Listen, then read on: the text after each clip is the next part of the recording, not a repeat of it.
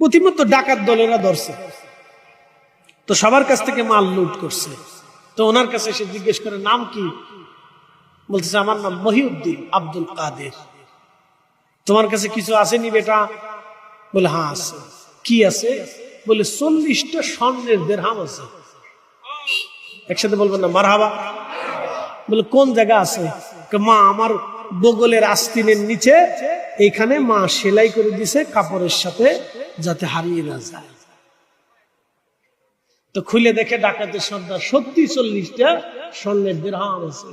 জিজ্ঞেস করলো বেটা তুমি তো আমাকে অস্বীকার করলেও পারতা, কিন্তু তুমি জানো যে আমি তোমার এই সম্পদ ডাকাতি করে নিয়ে যাব, তারপরে সত্য কেন বললা? বলতেছে মা বলেছে মিথ্যা বলা যাবে না।